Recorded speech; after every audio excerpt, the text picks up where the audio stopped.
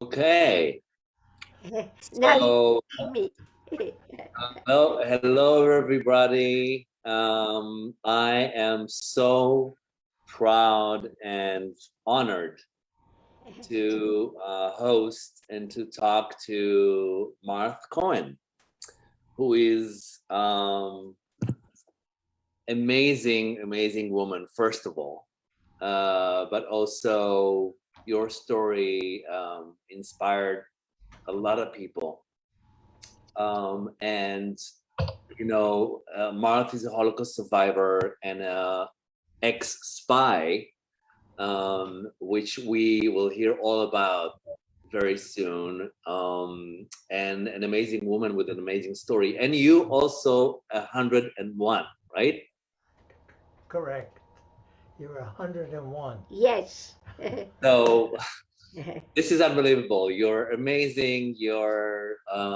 And we all really waiting to hear your story. I just want to indicate that this conversation is thanks to the American Society of Yad Vashem that supports the crucial efforts of Yad Vashem, the World Holocaust Remembrance Center in Jerusalem.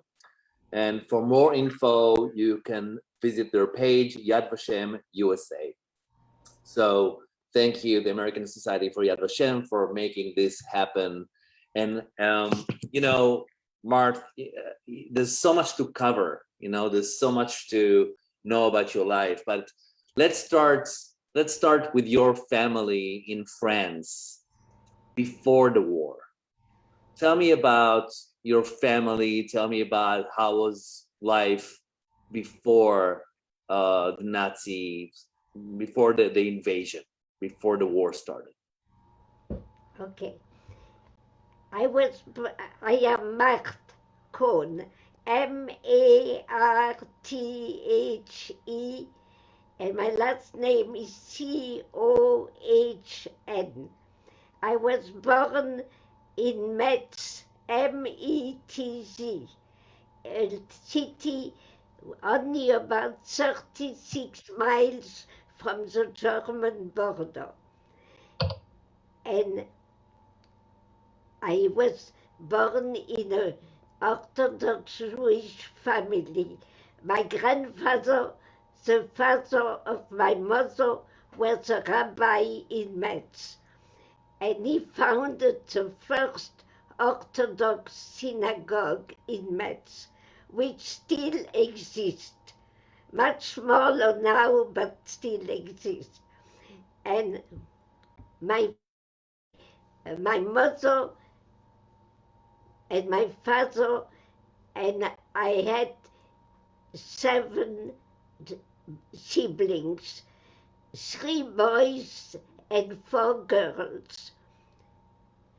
And one of the boys died in 1916 during World War I from a childhood disease. He was 2 years and a half, so I never knew him. But we were raised 7 children, and we all were living at the start of the war. And I was number 5. And I must explain right away that in 1870, the Kaiser Wilhelm I and his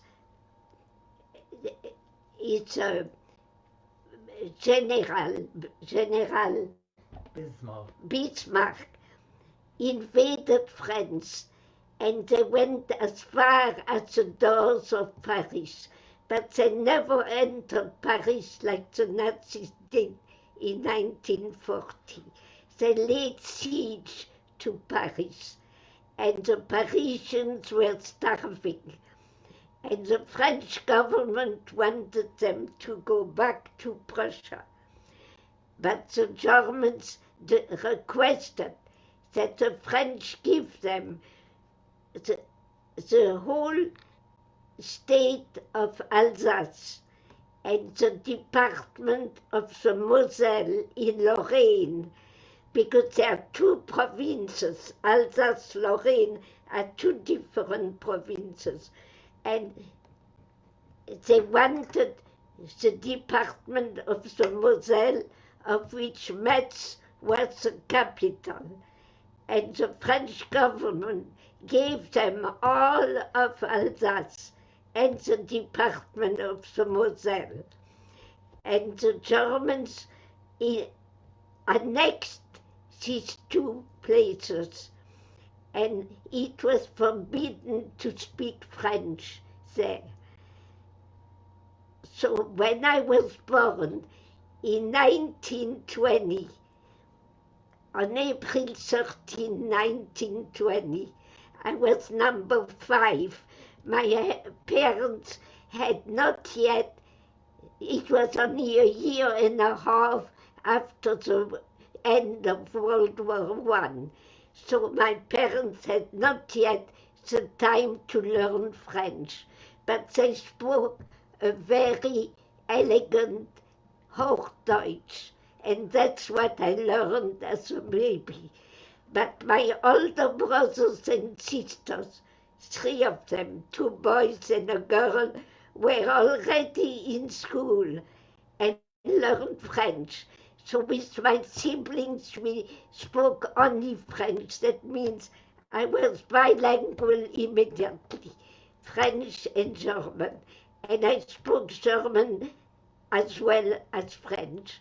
And I later, in the Lycée de Jeunes Filles, or the girls' lycée in Metz, I learned German too, and I learned to read and write. So I was as fluent in German as in French, which explains why I was able to do my mission.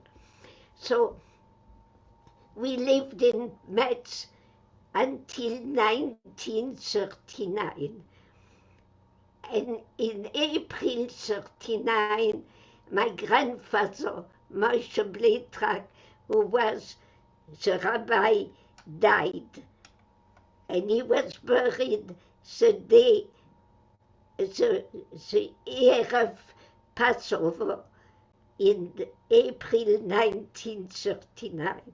So my grandmother after that lived with us.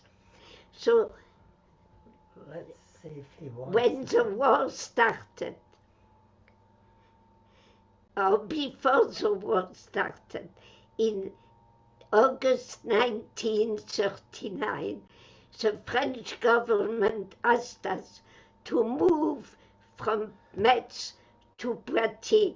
There was a whole system to empty all the people who wanted to live on their own, to go west of France, very far from the German border.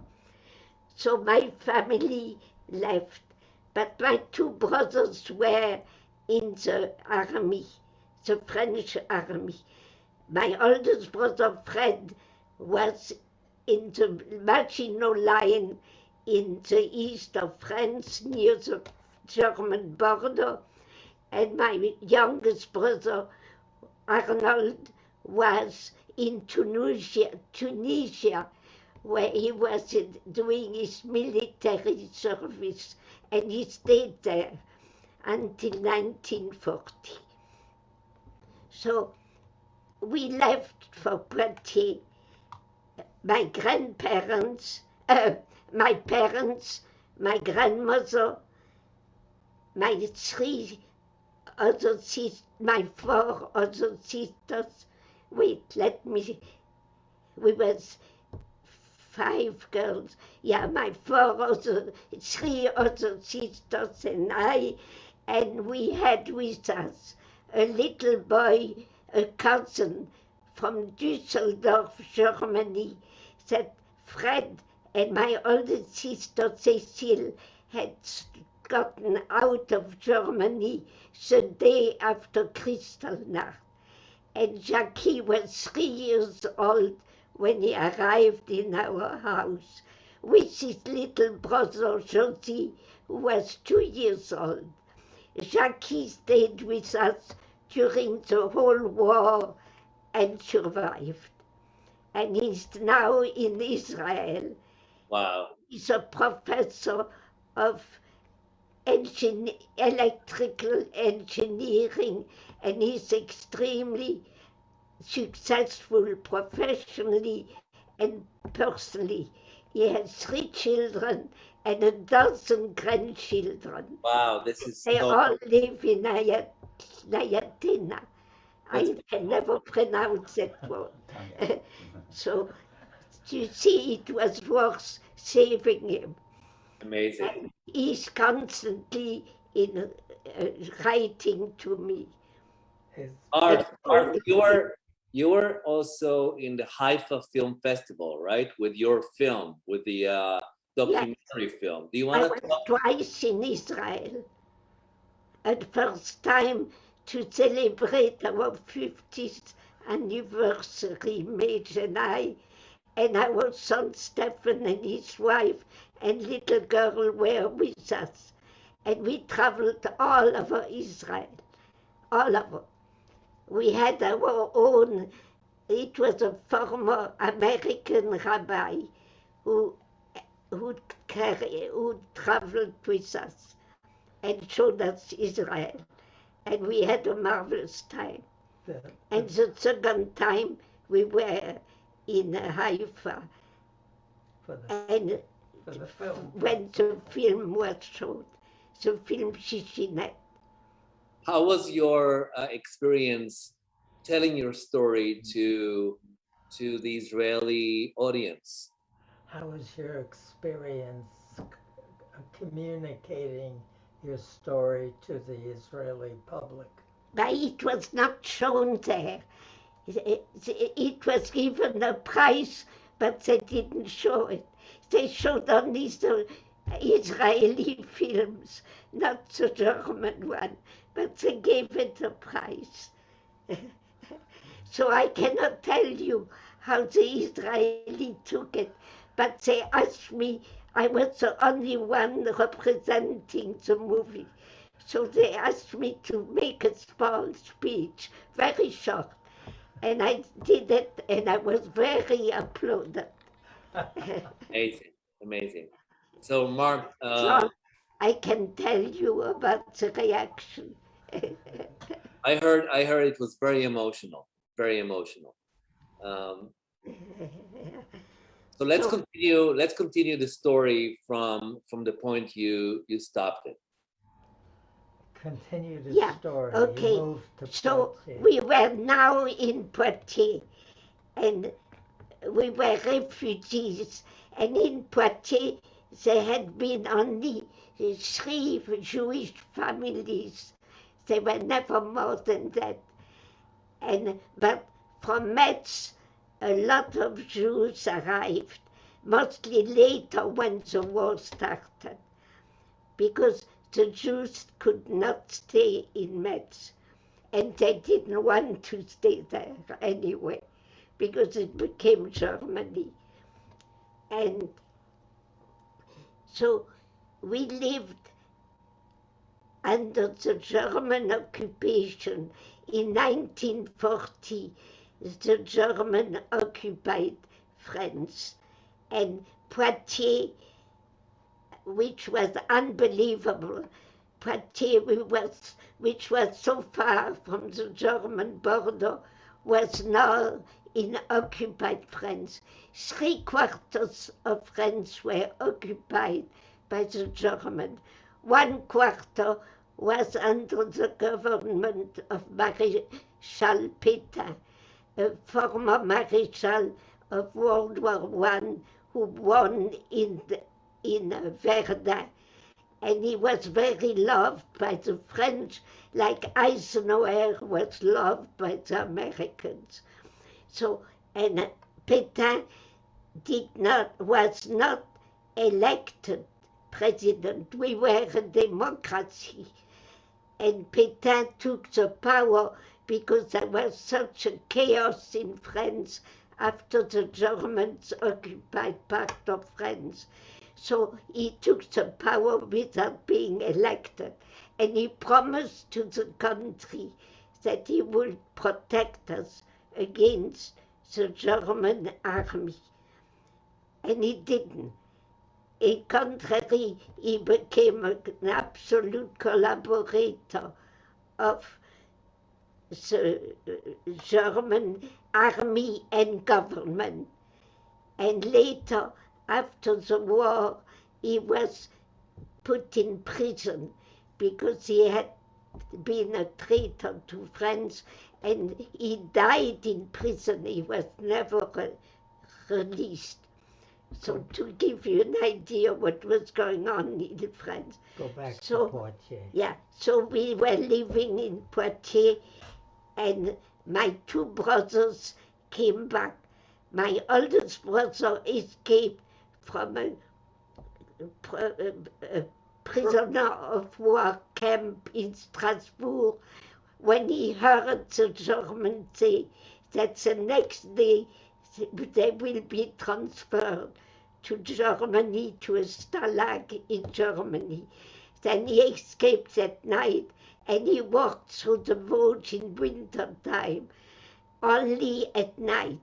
In daytime, he stayed in a quiet place in the forests, in the Vosges mountains, and he managed to get to North Sea, where he had a store of men clothing, but a very elegant store. And he called all his clients at night, and they all came and bought everything he had in the store. And with that money, we all survived the war, because my parents had always worked very hard, but they raised 7 children, plus the one who died, and they had no savings. And we all survived because my brother took care of the whole family financially. And Arnold? And Arnold helped him. He had no money, but he helped him. They always worked together.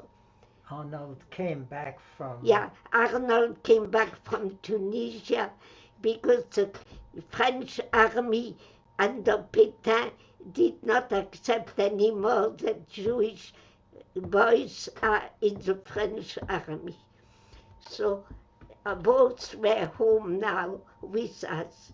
And my oldest brother was a prisoner of war who had escaped, had to cross from occupied France to non-occupied France, because if the Germans would have arrested him,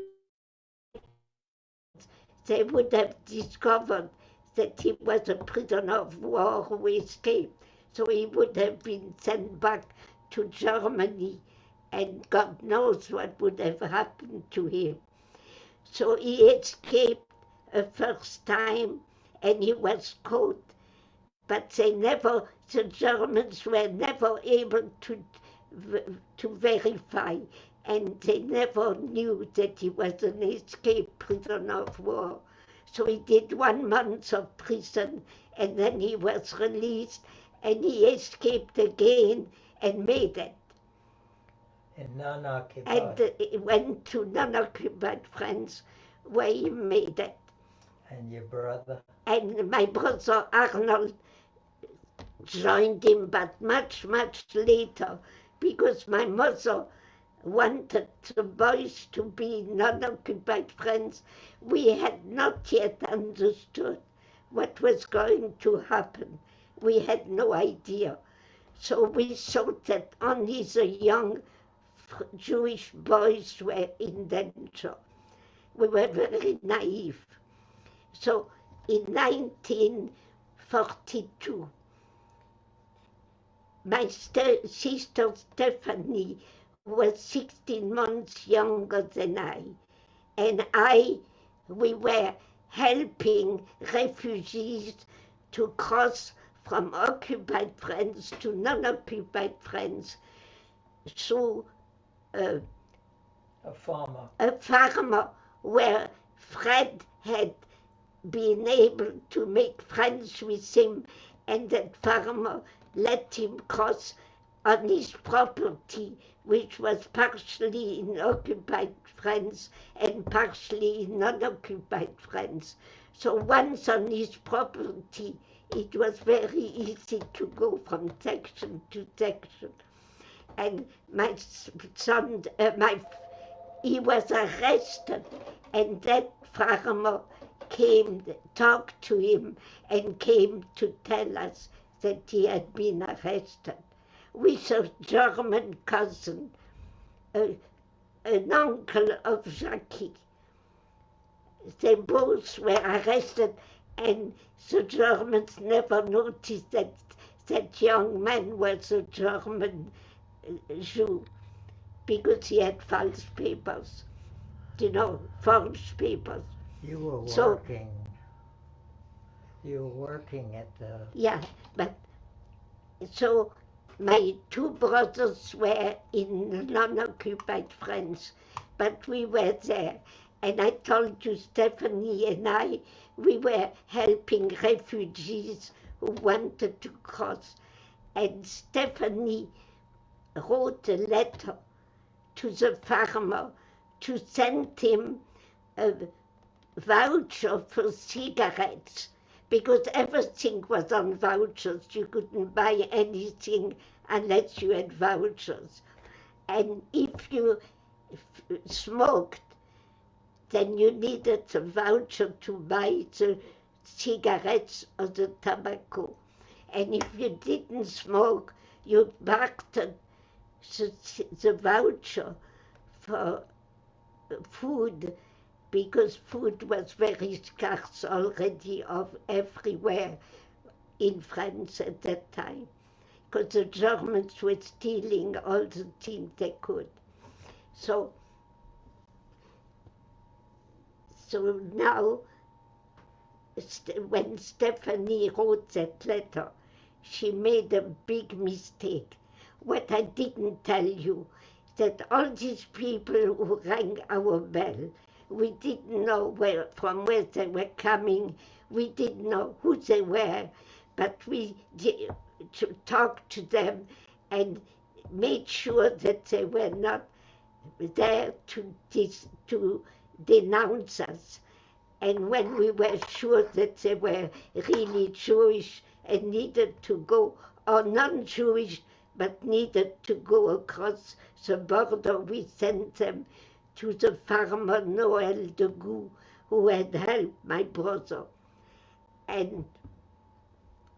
But my sister Stephanie, when she wrote that letter to de Goux to send him the voucher of cigarettes, she signed a real name, which we never did. But why she did it, we never understood. It was too late. It was not worth discussing it anymore. So on June 17, 1942, the Zippo came to the house and arrested her. In my book, I wrote it was the Gestapo, because the Gestapo was the best police unit which served the German army and the German government. And when they come to your house to arrest somebody, they don't tell you to what police unit they belong. So we thought it was the Gestapo. But years later, I made some research for Yad Vashem, and I discovered that my sister was arrested by the Zippo, S-I-P-O. They're just initials, which in Germany, if you take a word and add a word and add a word and add a word, you get a big word that you cannot find in a dictionary. And the Zippo is one of these words. It means security.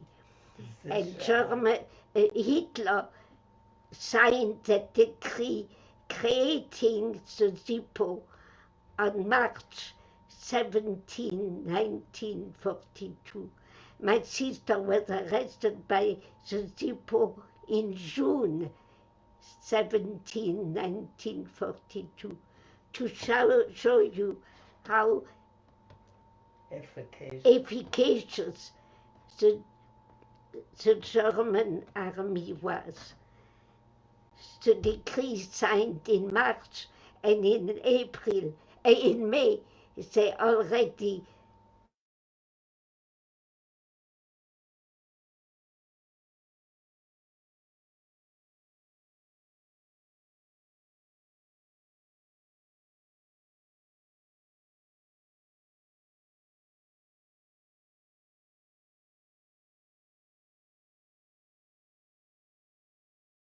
in June, I'm sorry, in June.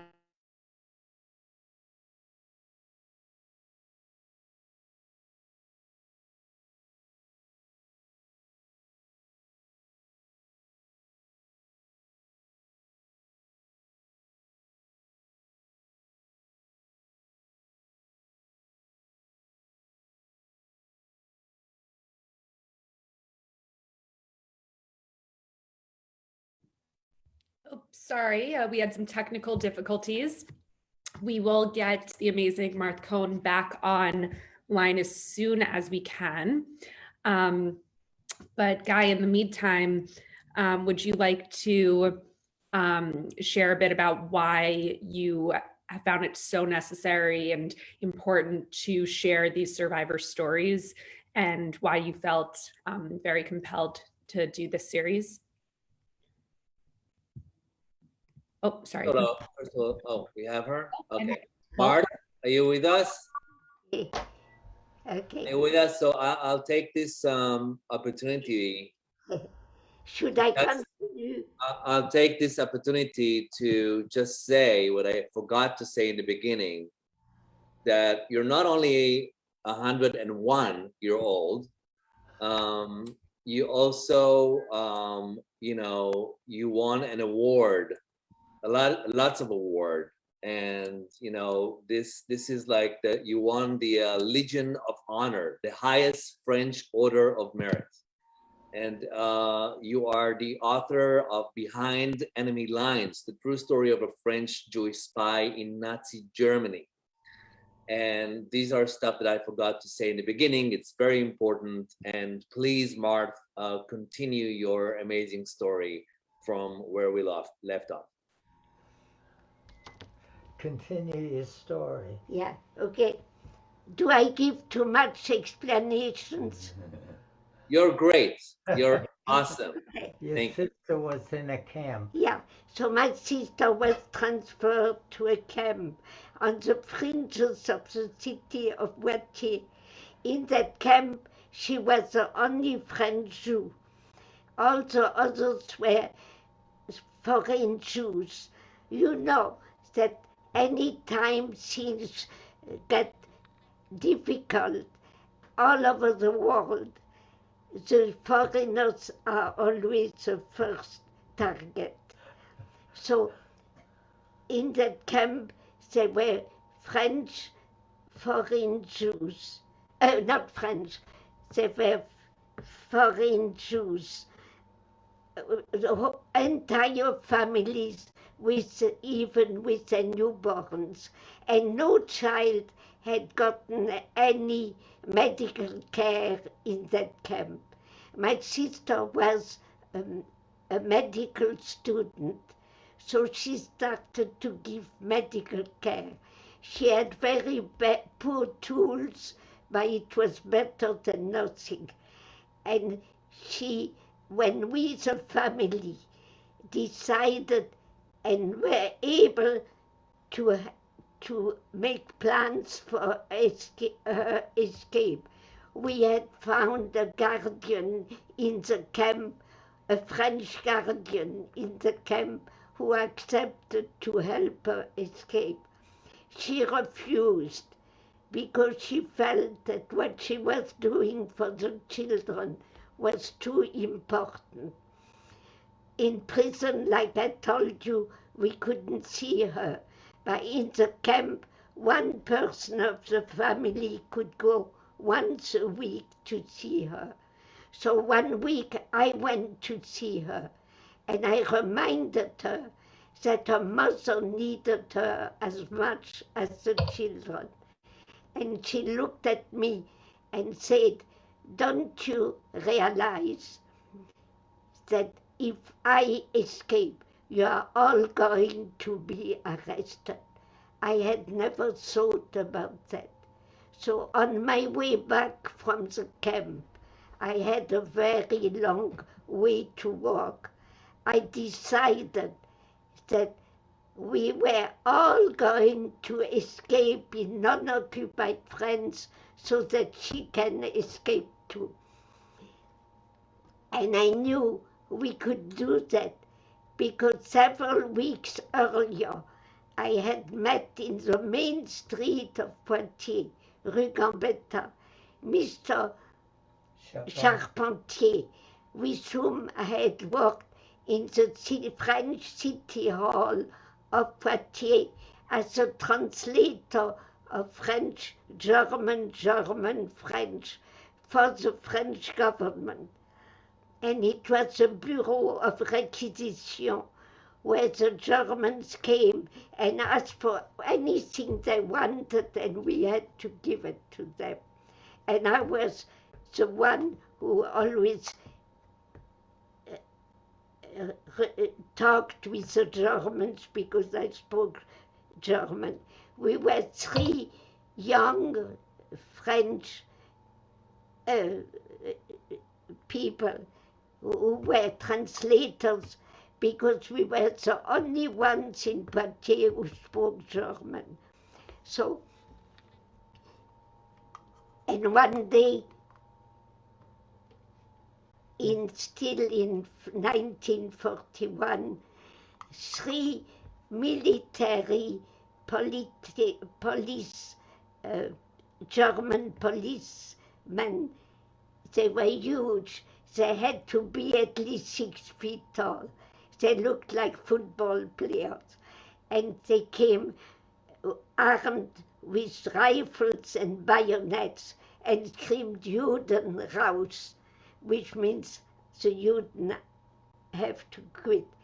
That's how I lost my job at the French City Hall. So Mr. Charpentier had worked with me there, and he met me that day on Rue Gambetta, and he took me to a little place which was very quiet, and he told me, "I am now in measure to provide you with identity cards without the Temjou." And I looked at him and told him, "Mr. Charpentier, you cannot do that. You and your wife and little together on his desk would be arrested, and God knows what would happen to you if you do that." And he said to me, "If I didn't help you, I couldn't live with myself." Wow. So I asked him how much it would cost, and he started crying. I was 21 years old. I had never made a man cry yet, so I was very embarrassed. And he told me, "I do not want any money. I want to save you."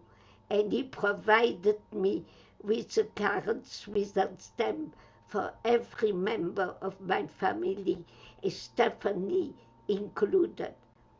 And that's why, walking home that day from the camp, I knew we could escape because we had these cards. With the Temjou, you couldn't go anywhere. You couldn't go to the train station. You couldn't go in a tramway. You couldn't go in a post office. You couldn't go in any store or any public space. You couldn't go to a museum. You couldn't go to a cinema, a restaurant, or a hotel. You couldn't go even to a public space. You couldn't, garden, you couldn't go. You had no right. You couldn't swim in the river of the city. You couldn't do anything. So, but with the currents, without the damn Jew, I saw that we had a chance to escape, and we made it. And it's the most beautiful human story, how we were helped to escape. Do you want me to quickly? Yes, please, please Okay. tell me about the escape story. Yeah. I had organized the whole thing with the help of my fiancé, because at that time I was engaged to a young medical student, a friend of my sister Stephanie, who I had met the day of my 21st birthday, and from that time on we dated, and then we were engaged. He was not Jewish, but he had no religion whatsoever, and he told me that he would convert to Judaism, because I told him my mother would never let me marry a non-Jew. That's impossible. So, and his name was Jacques Delaunay. So, now I have You're talking about the escape. Yeah, so I organized, with the help of all the people, all the girls of the school of nursing where I was now. I was in a school of nursing to become a registered nurse in the University Hospital of Poitiers. And it was a hospital directed by the nuns. And when the Zippo or the Gestapo came to arrest prisoners because they were in the hospital, they were people from the camp. If they were sick, they were transferred to the hospital. And this, so the Gestapo, the Zippo came almost every day to arrest the Jews and took them in their nightgowns, open in the back. It didn't matter. They didn't even give them time to get dressed. So I helped them as much as I could, but it was very difficult. And when the Gestapo or Zippo came to the hospital, the nuns hid me in a little office near the chapel, because the director of the hospital refused that I wear the yellow star on my uniform, to show you how much we were helped by the French people.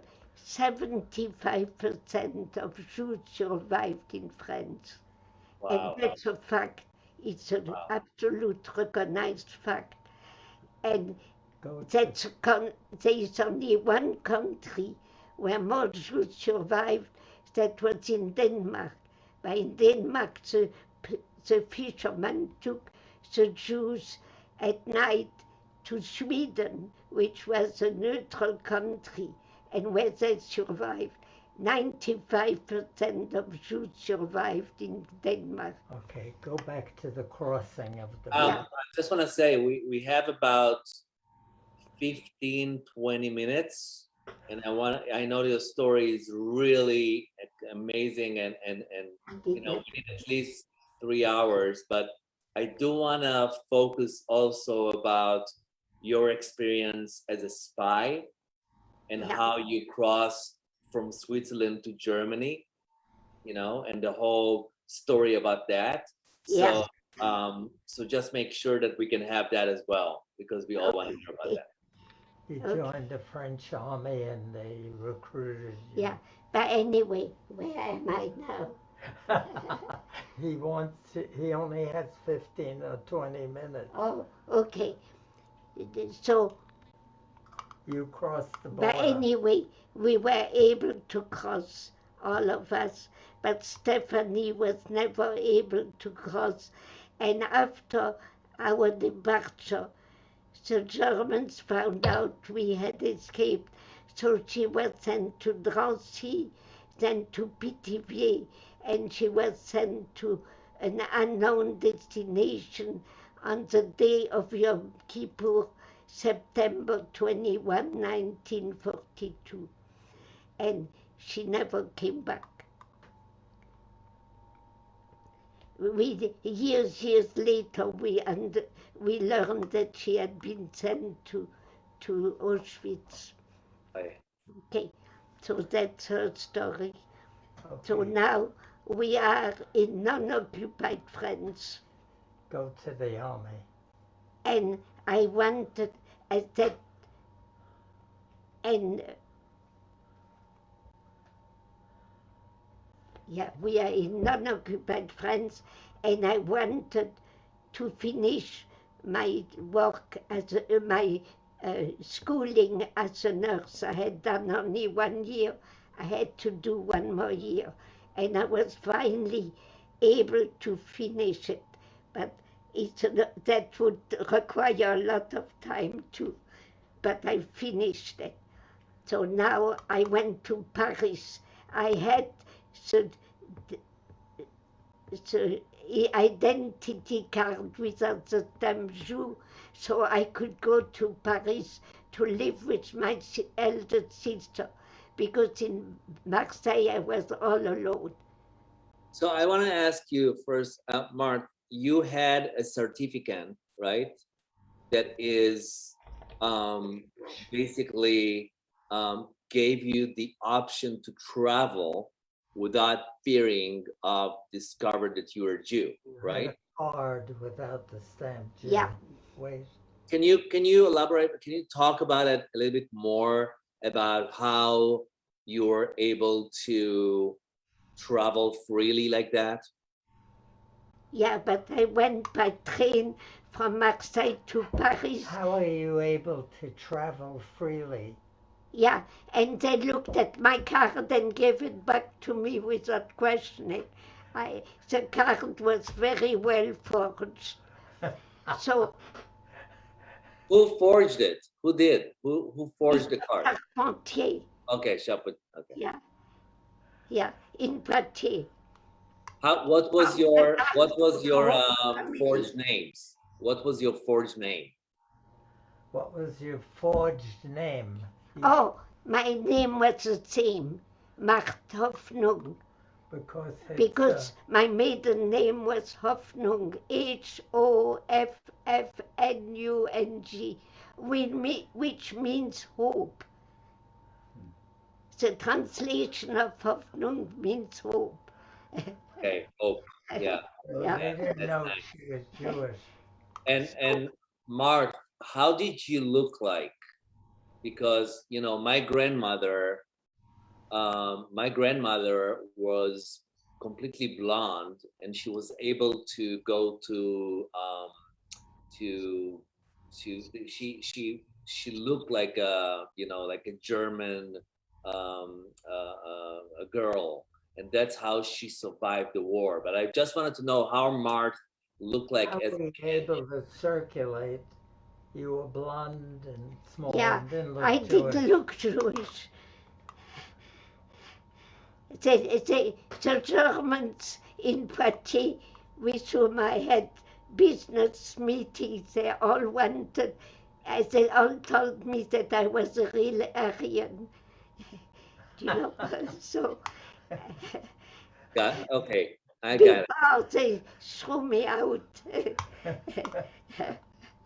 Okay, so now I was in Paris and I worked for an agency, because for a hospital they would have asked me too many questions. but the agency didn't ask me any questions, and Jews had no right to work. But I was able to make a living as a registered nurse in a family. And they were marvelous people. They helped us a lot without knowing we were Jewish. They probably thought we were, but they never asked me and I never told them.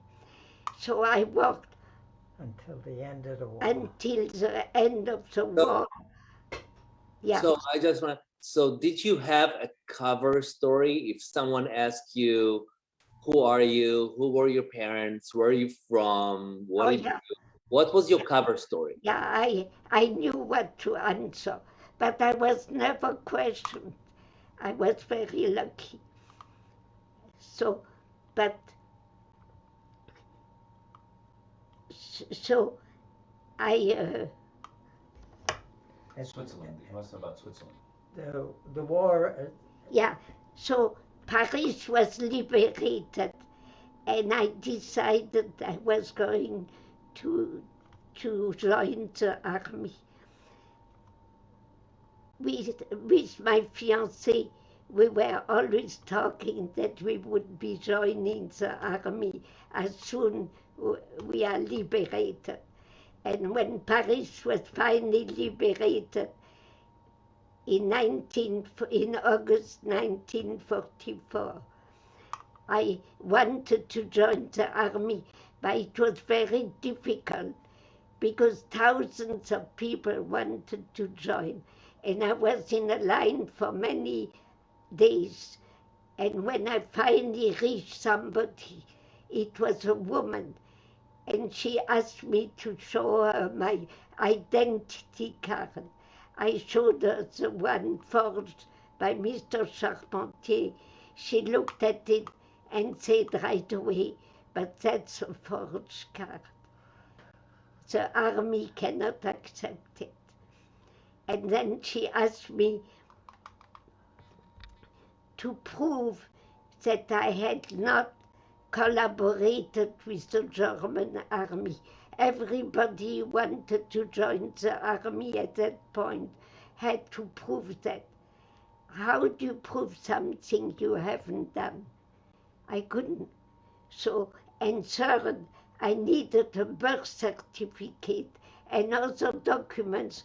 But Metz, Paris was liberated in August 44, and Metz was only liberated in November 44, so I couldn't get my birth certificate.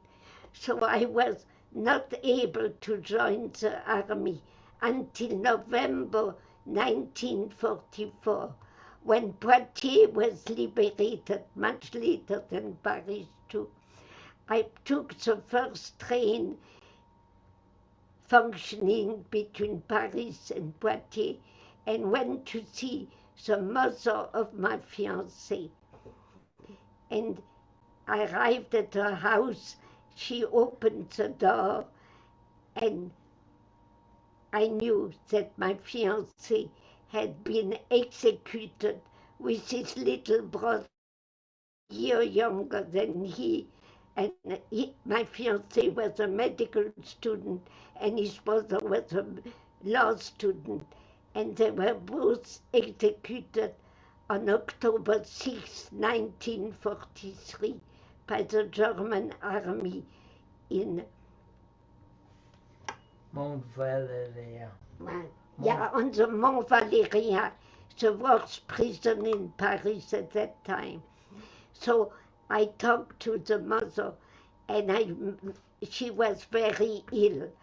Her two sons, the only children, had been executed, and her husband, who was also a resistant, was in a concentration camp in Buchenwald. So she was all alone and very ill. I took her to Paris to live with my sister and I, and we gave her the medical care she needed.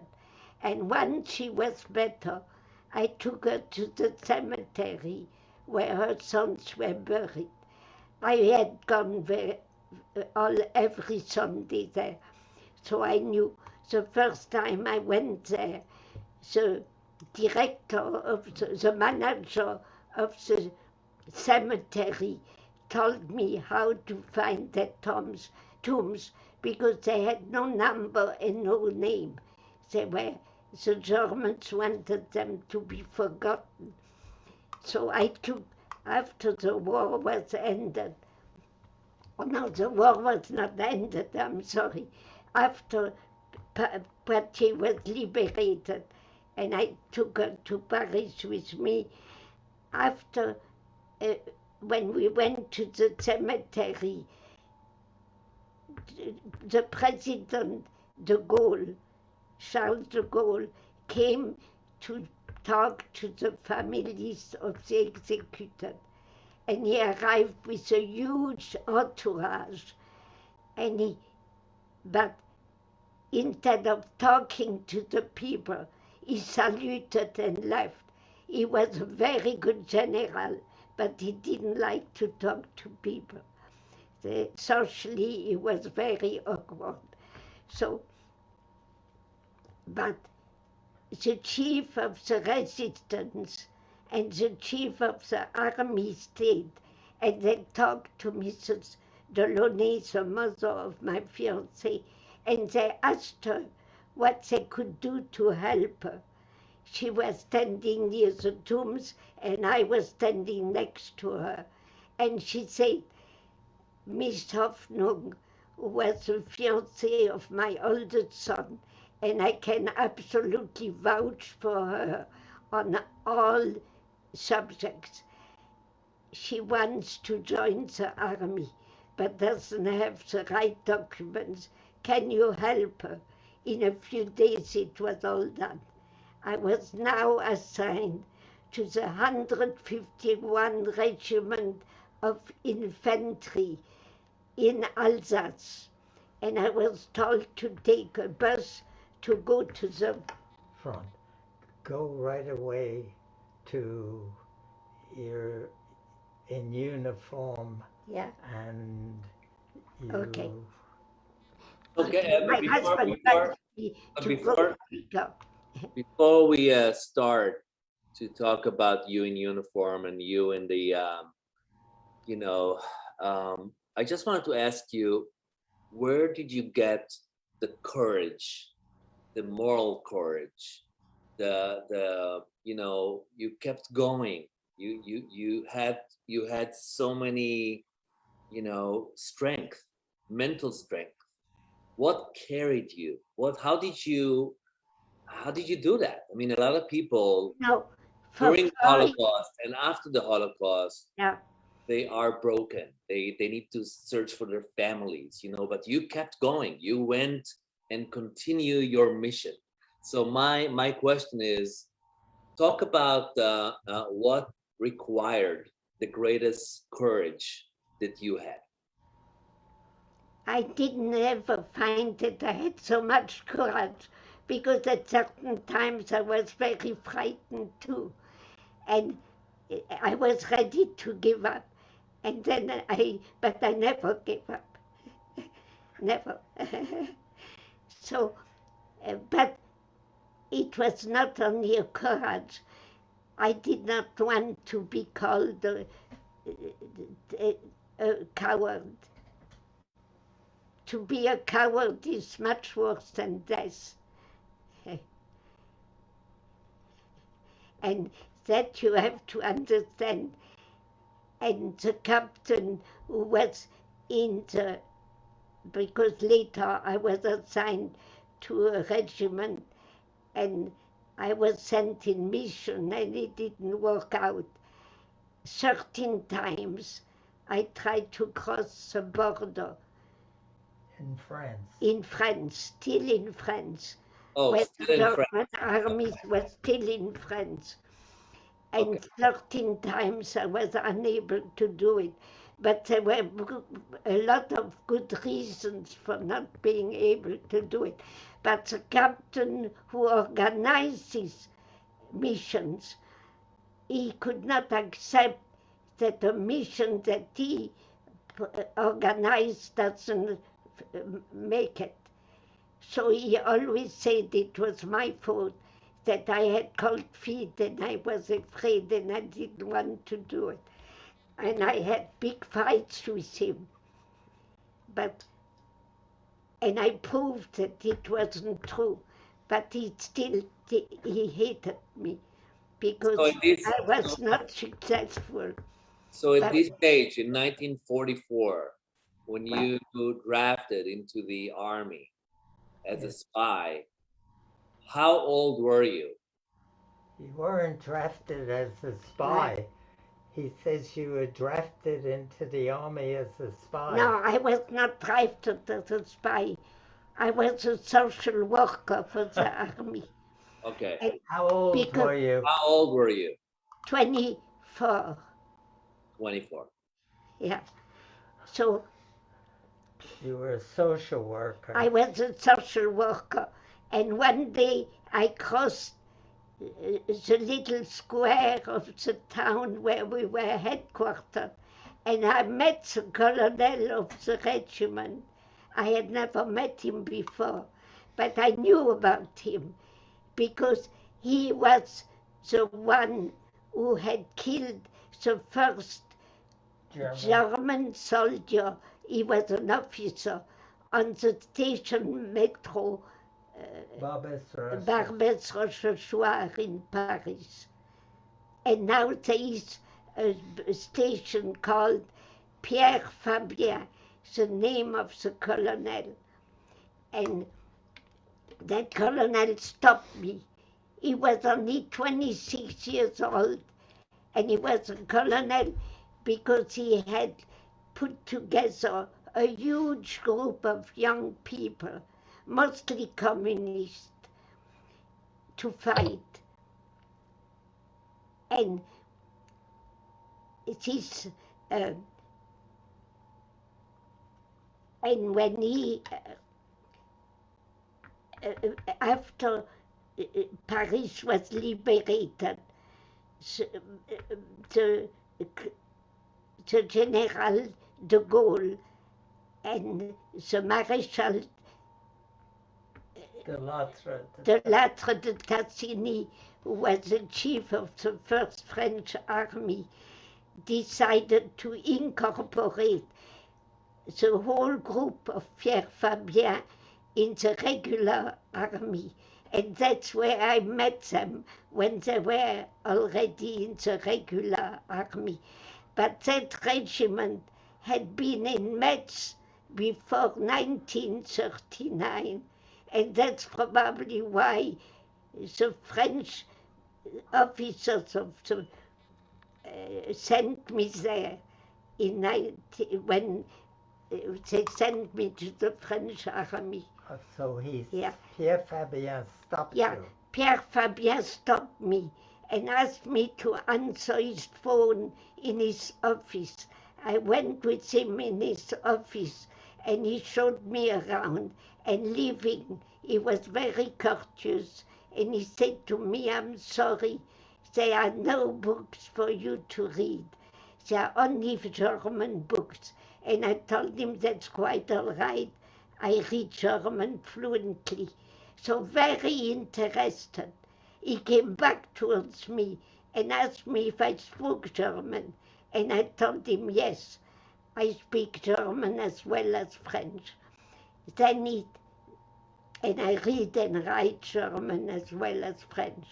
So he explained to me that in Germany, all the males from the age of 12 to old age were in uniform in the army. And if a man in civilian clothes was seen, noticed in the street of Germany, he would have been immediately arrested. And God knows what would happen to him.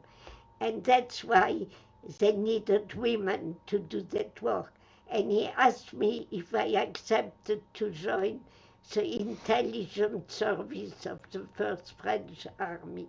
And I accepted. Did you Did you think about it? Did you hesitate? Or I did you didn't know? think. I just said yes. And he left, and then I sat down on a chair and said, "What have you done now?"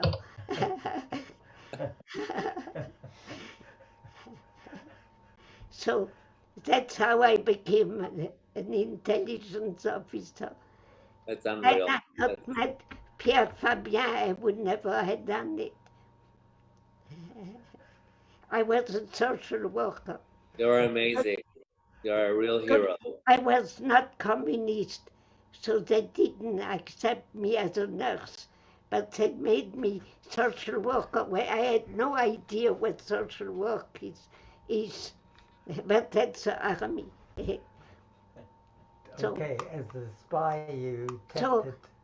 after that, I was immediately picked up and taken to Alsace, in Alsace to Mulhouse, a city in Alsace, and later in Colmar, where I underwent an extremely intense training. And when the training was terminated, they asked me to create my own alibi, because that alibi would stick better than one given to me. So I created an alibi which was tremendously helpful when I was in Germany. Do you want to know what the alibi was? Not only me, At all the time. viewers would want to know that, of course. What? Yeah, of course. Yes. Yeah, okay. I was an only child, and my parents had been killed by a bombardment of the Allies. That's why I hated the Allies. I was from Metz. I was born and raised in Metz. There were a lot of Germans in Metz before the war. So there was no problem. And Metz was liberated now, so they couldn't check me. And I tried, I asked them for a fiancé, a military fiancé.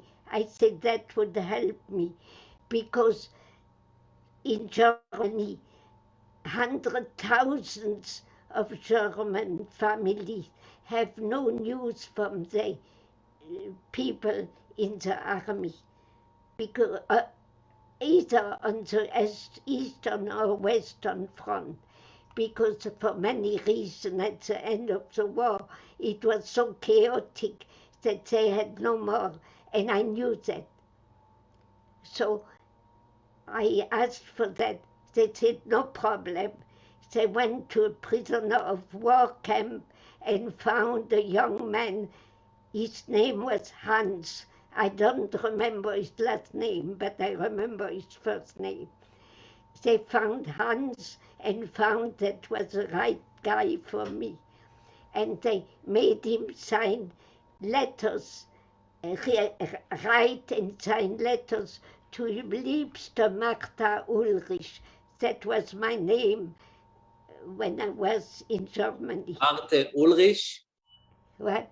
Martha Ulrich. Marthe Ulrich. Okay. Yeah. And I kept my first name. But I made it Germanic with an A instead of an E. So, and that helped me tremendously, because everybody I met, I showed them the letters and the pictures and asked them if they'd seen him. And I knew that during the time I was gone, he was in isolation to make sure he doesn't escape and meet me in Germany. So that helped me tremendously for my work. And people were pitying me, was in pity for me, because my fiancé, I didn't know where he was. And I had no other siblings. My parents were dead. So I was all alone. He was the last thing in my life. You want to tell? And that was very, very helpful. You want to tell him that 13 times it failed and tell them how you crossed into Germany. Oh, do you know, after my 13 times that I missed, cause when I tried to cross in France, the front, and bring back information, I never was able to make it. You have to read. Did you ever read my book? I'm about to read your book because you know, I saw so many interviews with you and Yeah. articles with you, and I think that my next question is, were you ever being close to being find out, to being caught? Were you close? Close in Germany to being caught. To be Caught, arrested. oh, many times, many You times. give me example of Yeah, I time. give you a sample, but every time I got out verbally, I knew how to answer because my brain works very fast. Tell I them drive my husband crazy because my brain works so fast. Tell them when you were crossed into Germany, the woman Yeah. who took you in. When I arrived in Singen after crossing in Germany, but that was, you have to read my book to know what happened that day. But when I arrived there, I told her who sent me, and she was very hospitable. And she told me I arrived very late at night, at 10 o'clock. She was already in a robe and a nightgown when she opened the door. But when I told her who sent me, she opened the door wide and said, "Come in." She gave me something to eat and she gave me a room. And the next morning I got up and went into the kitchen where she was already preparing food. She was sitting, I was standing in front of her, and I noticed right away that she was in a very bad mood that morning. And she told me I could not sleep all night because I saw that your stockings were completely torn. And we are constantly warned that we are so close to the Swiss border, only 2 kilometers from where I crossed. But that we are so close to the border, and that so many spies crawl in from Switzerland into Singen. And then she looked at me straight in the eyes and she said, "Are you a Fräulein," which means young lady, "are you a spy?" And I started laughing. I was standing, I bent a little over, stretched out my arms and said, "Do I look like a spy?" So she started laughing too, said no, and we became the best friends. wow, what a beautiful Was story. first one, the first day in Germany. And she And helped you. it happened so often, but every time I was able to find the right answer and the right way to get out of trouble. Unbelievable, unbelievable. That's amazing. But Marthe, so I want we need to we need to end our discussion. Unfortunately, I could speak hours and hours with you, but today, when you talk to young students, seeing the anti-Semitism in America and what's going on in America, how does student how do they react hearing your story? What is the reaction when you talk to students that are not Jews? And so this is the first question you can ask her. What is the reaction of students who are non-Jewish when they hear your story? They are as impressed, or perhaps more than the Jews. They pay more attention. They talk less and pay more attention when I tell my story. And I tell my story very often to non-Jews and to Jews too, to both.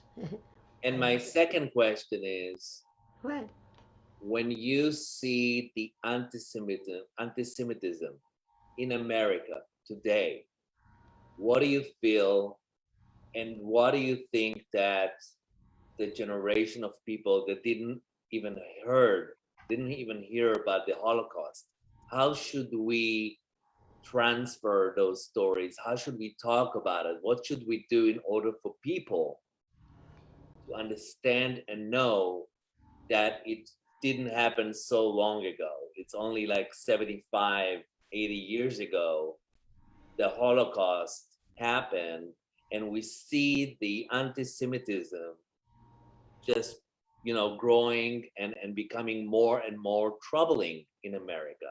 So I just want to hear your thoughts about what's going on today. it's very dangerous right now, and I don't know what to do about it.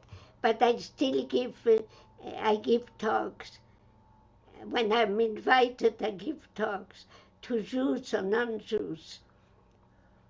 And I tell them how I feel about it, and that we have to fight it constantly. It's not, Holocaust is only one example of what happened to the Jews along the centuries. It has happened very often.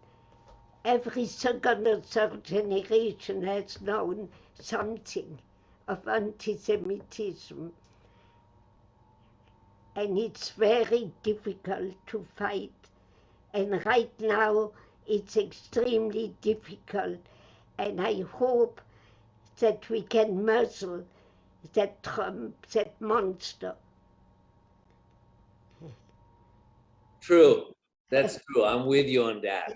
So, Mark, We listen. can muzzle him. We can perhaps fight it in America. Because the Americans, when they hear my story, they cry. Many of them cry.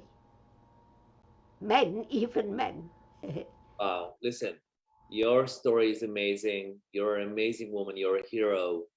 And what I promise you, that we are the third generation of Holocaust survivors. We will tell your story. We will, send it out to the world. And me as filmmaker, I'll continue to make films and about what happened and about racism and about how to fight that. So I just want you to know, because I could talk to you for another 3 hours. Your story is so fascinating. We only touched 50% of what you went through, but I would love to meet you in our house for dinner next month, and keep on talking. Keep on talking. I bring you a signed book. Thank you. That would be honor. I'll be honored for that. Yeah. And Should I sign it to you and your wife, to both of you? yes, both of me and my wife. Yes, please. Yeah. Please. But Mark, thank you so much, and thank you again to the American Society of Yad Vashem that helped us with all the production of making this happen and all the other talks. Do you know, for 70 years I never talked about it. About what? But he knew, even my husband didn't know. He knew that I was in Germany. He knew certain little details, but he didn't know the story. He read my book. Wow. And my children read my book. Wow, amazing. So, Mark, you have a family in Israel, obviously, right? Yeah. What? You have family in Israel. You have family in Israel. Yeah. Okay. And I you have another, but I don't know if she's still alive. I am afraid she's not. I have a cousin a real first cousin in Jerusalem. What's her name? But now she's old. But if she's still alive, but she hasn't given me any news for several years. So I wonder if she's still alive. What is her name? Ruth Bleitrak. Bleitrach. She was the one who was taking care of the French library in Jerusalem. I will try to find out. Yeah, Bleitr Rach. That's my grandfather's name. Okay. She's a son. She's a daughter of a brother of my mother. Okay. What city is she? Does she live in? Jerusalem. Jerusalem. Okay. In Jerusalem. All right. I saw her when we were there in 1911, I think. I saw her. Oh, you saw. Jerusalem. But since then, she was not the type to write a lot. If what we're looking at is correct, it seems as though today would have, if she's still alive, would be her birthday. It's Okay. the end of it. I believe so. I Well- want to introduce Yes, please. Potter. He's coming. Greetings. I'm one of the filmmakers that did the documentary film with. Oh, hi. Hey, Hi, greetings. nice to meet you. Were you in Really enjoyed listening, and we had a wonderful time in Haifa, and the audience was spellbound. It was a very intimate gathering, and it was fantastic. And Marthe spent the whole day with television from every country on the planet. It was really fantastic, and many of the embassy people from the French embassy and other embassies came up from Tel Aviv up to Haifa to say their greetings. Did you meet Pnina Bleyer, the head of the Haifa Film Festival? Pnina? Yeah, we met. We did meet her as well, and there's so many stories, and you're right. There's only a fraction of what you're able to get from Marthe today, but I really hope the audience enjoyed this visit. So for people who wants to see your documentary, how can they see it? So if people go online, it's possible to see it, and it's I highly recommend it. It's the director is German. She's a German filmmaker, and they did a really beautiful job. And it's like no other Holocaust documentary because it's really a tender love story with these two as they go around the world and they. She was not so interested to showing what I did. She wanted to show that I was still human. Okay. That's what she mostly showed in the film. So how can we see it on Netflix or Amazon? It may now be on Amazon. So we'll get you a link to it, and then they can get it out to the audience here today. Okay, great. So from all of us here, and again, American Society of Yad Vashem, we thank you from the bottom of our heart, Marthe. Thank you for telling a fragment of your story, and we're promised to see you again very soon. Stay well, and we'll lots of love, and thank you for telling your story.